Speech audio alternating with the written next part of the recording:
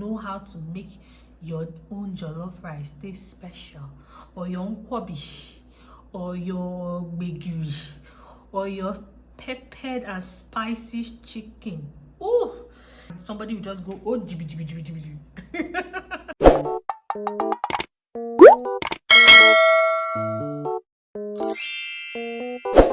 Welcome, beautiful people. If you're new here, my name is CHIAMAKAA-DRT. On this channel, we are all about personal development. It becomes in form of beauty, fashion, lifestyle, a little bit of mental health every once in a while.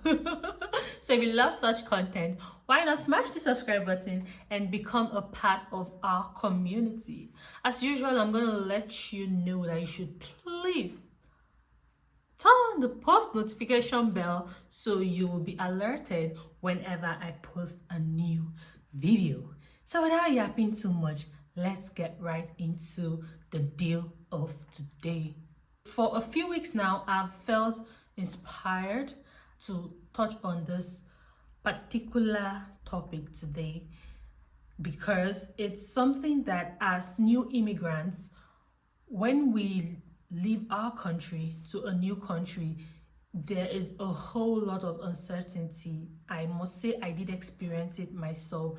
You are not certain as to when you're gonna get a job. So that's not to put fear into you. That is just for you to come with a tough skin, come with a thick skin, knowing that if I have a job today and I lose it, I can try getting another job again tomorrow. But even more importantly, it helps to have a side hustle. It helps to have an extra source of income pending when you do get a job.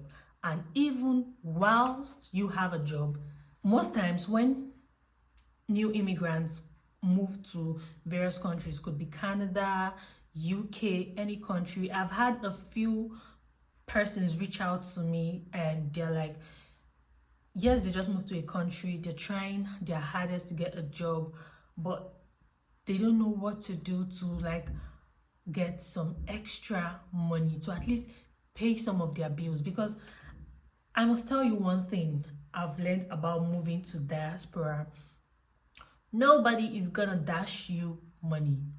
Yeah, if you are fortunate enough to have someone dash you money, honey, I am so happy for you. But for the most part, nobody's just gonna give you any money. In fact, the times when I newly moved in and someone did give me some amount of money, the person didn't just give me that money from the abundance of their heart.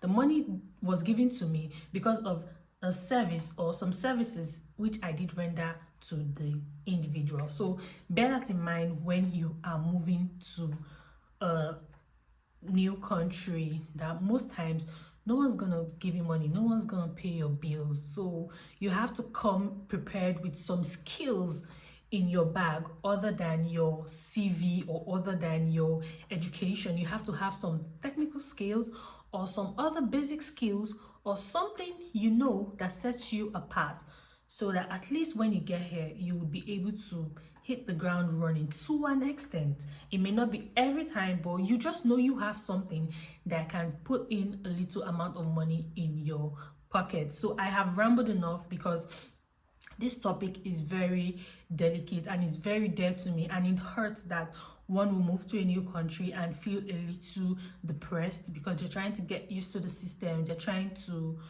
they need money. Like I mentioned in my why I dislike Canada video, I'm gonna leave the link somewhere. The bills here are being paid on a monthly basis. So unlike Nigeria, where I come from, that the major bill or the bulk bill is being spent on rent, here the rent is every month, everything is every month. It's pay as you go. You're gonna pay for things, and if you don't pay for things, you're gonna be cut off, and that is not a good place to be in. So this video is to better equip anyone moving to a new country to learn some skills before moving here, or sharpen some skills that they already have. High income skill you can offer when you move to a country like Canada. I'm going to speak for Canada because that's where I currently am at. Hair dressing. I know it sounds cliche, but it's a good skill. it's a very good skill for you to learn because hair is expensive.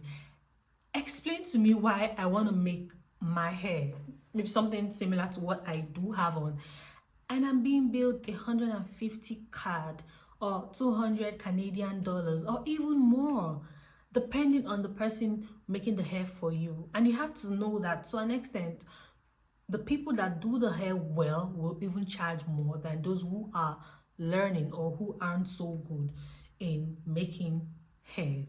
So it's good if you can learn how to braid hairs before coming, learn how to install wigs, learn how to be a loctician where you could do locks and the likes. It will be good for you. In the beginning, you can charge a little less. I mean, sure, charge what you're worth, but you could give a little discount because it's the beginning, you're learning, you're trying to gather and garner your customers. But once you've been able to do that, you can up your amount. But it does help to learn how to make hair. This hair on my hair, for example, it was made for me by a friend of mine.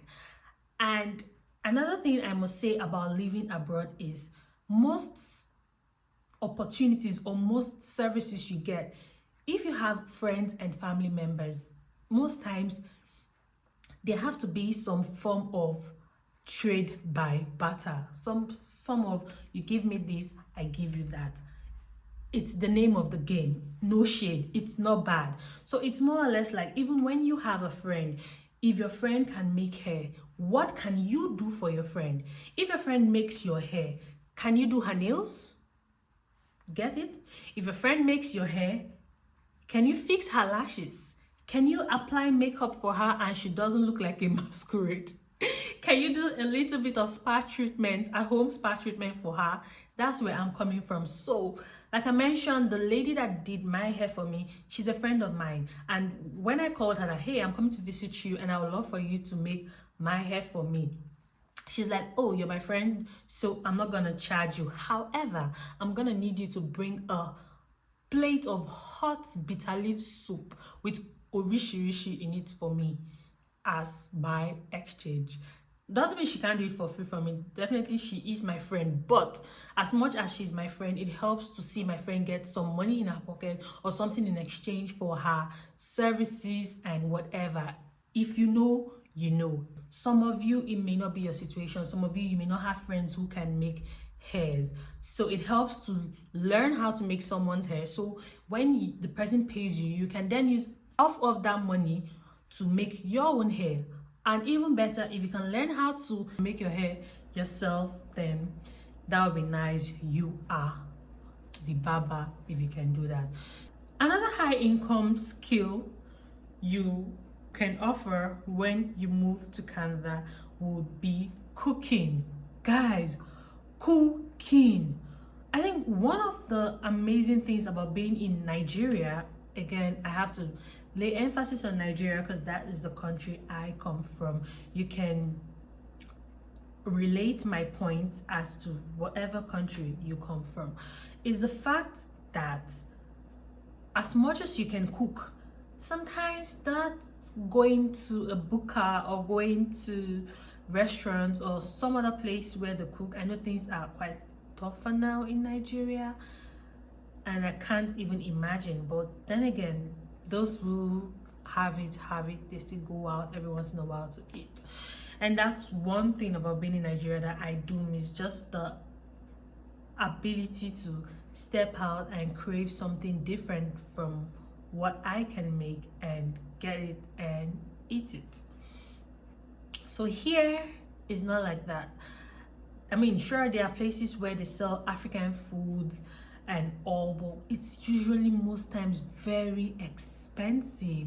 So if you can cook, or if you have a good cooking skill, very decent meal prepping skill, that will be nice for you. You can target parties and events. But all I'm saying in essence is, if you are good in cooking and you can render home services and home delivery services of your amazing, delicious and tasty meals, that will be nice. People will pay you for such services, because believe it or not, there are events like this summer period. We have this Igbo meeting coming up, Igbo fun fair and Igbo activities. Yes, I'm Igbo, so everything is Igbo. But yeah, other Nigerian occasions and other African events. So if you are a good cook, you can lobby for such. You can tell a friend to tell a friend to tell a friend in their WhatsApp group, in that community, that you are a chef and you know how to prepare decent meals. That is also an amazing skill to have. And if you are good in cooking and you're in Canada, please, or if you are good in cooking and you're moving from Nigeria to Canada, make sure you harness and improve that cooking skill that you have. And do not be shy, guys. When you go to church, when you go for events, occasions, gatherings, meetings, work, tell everyone you know that, hi, I cook by the side, or hi, I can create such meal and such meal and such meal. Even meals as common as jollof rice, if you know how to make your own jollof rice taste special, or your nkwobi, or your gbegiri, or your peppered and spicy chicken. Oh, if you know how to make it in a way that it tastes like owambe, and somebody will just go, oh, jibi jibi jibi jibi jibi. If you have such amazing cooking skills, then you may be fortunate enough to earn some monies off of that. Another high valued skill you can start whilst in Canada or before moving to Canada would be content creation. So guys, at this point, I just have to plead with you. Kindly subscribe to my channel if you haven't done so already. Also, make sure you turn on the post notification bell so you'll be the first to know whenever I post a new video. Do not forget to give this video a thumbs up. Do not forget to share this video with everyone you know relocating to Canada and with all of your friends. And that being said, content creation is good if you want to earn some money. I also do a little bit of user generated content, which is UGC. It does put a few amount of money in my pocket. I mean, don't get me wrong, I enjoy creating videos. Like you can see, I love sitting in front of the camera and recording myself talk like I've been doing for God knows how many minutes. But like, I would advise when starting out in content creation, depending on your niche, but if it's a similar niche to mine, start with what you already have. I started my first fashion haul video with what I had in my wardrobe, with the shoes that I have. And one thing my husband will always tell me is just start with what you have. Put out good content out there, and the goal is for a brand or brands to notice you and reach out to you. And I'm not even gonna lie, the opportunities that creating videos on YouTube and Instagram has given me, I am definitely grateful for them. And I thank you so much, guys, for watching my videos and for supporting me. So like I did mention, it does take a little time, but you just have to keep on working on the skill and getting better. Brands are going to pay you for good quality content. They're going to pay you for relatable content, and that's the name of the game. Just keep doing your best. It definitely does get better, and there's nothing wrong with earning money from a hobby, a skill, a job, you name it. At the end of the day, we need money to pay our bills. And if you have a camera phone, a good camera phone, and a microphone, if you do not have a microphone, although it does help, but if you don't have one, you could sit very close to your phone and create your videos or create content. You don't have to break the bank or waste money. Just start by building your audience and start by building your skills even more. Another high-paying skill you can have before and even whilst in Canada would be photography. The prices of photography over here is mind-blowing, at least this to me. And again, you can't blame the person. That's their skill, that's what they are good at. And if they charge you a whole lot for it, you just have to pay it. But if you are good at taking good and quality pictures, it does help. Again, the goal is not just to be good at it, the goal is to work on it, improve it, sharpen it. Photography is good, it's nice. The other day I wanted to take a birthday photo shoot picture and I was charged 200 Canadian dollars for 5 pictures, and they're not even going to retouch it. Can you imagine? So if I want them to retouch it, maybe work on a pimple or do something, I wouldn't know, brighten it or anything extra, I have to pay extra. But if I know a very good photographer and I could work with that person, like, okay, this is the amount I'm going to pay you to take my pictures and work on them and what have you, that will be good. So photography is good. There are events, particularly during the summer period, people are giving birth to babies. Many people like newborn pictures. I like newborn pictures as well. People like photo shoot pictures. Not everybody, but if that's your thing, it's not bad. And if you want to work with a low budget photographer, if I do say so, or a photographer you don't have to pay as much money to, and he or she is relatable to you, in the case where you can explain what you want to the person, that would be a very great skill for you to have. So photography is very good if you can take nice landscape and portrait pictures, and even passport photograph if you have the machine. I wouldn't know, but all I'm saying in a nutshell is if you have mastered the art of photography, it's really nice. Again, do not be afraid to sell your market at your church, at your, I don't know, job, wherever you are. Feel free to let it out. Hey, I do photography by the side. Feel free to advertise your work on Instagram, on WhatsApp, wherever. When someone comments on it, don't be too humble. When someone's like, oh, nice picture, don't be like, say thank you, I took a picture of it. Do you know anyone willing to take pictures? Don't harass anybody, but you get my point. Another skill that would be very useful to you whilst in Canada would be baking. So similar to cooking, baking is also good. I've discovered some people can cook and bake, which is very nice. I love cooking and I'm practicing a little bit of baking and I like it. But then some people are specialists in cooking or specialists in baking.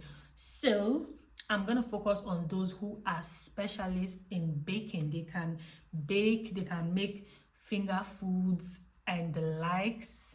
I don't know if finger food is part of baking, but you know those small donuts and small meat pie and all those small things and all those pop. I think it's cooking, I don't know, but see, bottom line is cooking and baking is good, and baking is very nice as well. People do birthdays, people do anniversaries, people do send forth parties and the likes. So if you've told a friend to tell a friend that you are good at something and the friend has tasted it, come on. So if you can bake, that would be good. If you can bake cakes and any other pastries that is related to baking, that would be nice as well. That's a very good skill to have. So if you are really good at homemaking, whether you're a male or you're female, and that's one thing I'm realizing about skills, it's not limited to a particular gender. Every gender can create something in the kitchen or something related to the kitchen. So if you are good in baking, no shame in your game. Like I mentioned, join communities, join groups, create business cards if you can. Just let people know this is a skill I can render someone that you know. If you require my help or my area of expertise in this particular area, do let me know. If you're in Canada, I would love to know, what high income skill do you currently possess that put some funds in your pocket. And if you have plans on relocating to Canada or any other diaspora countries, what skill are you learning or perfecting that you intend to use or make a side hustle whilst you're in the other country? I would love to know. Kindly leave a comment in the comment section below. Thank you so much for watching this video. Until next time, bye beautiful people.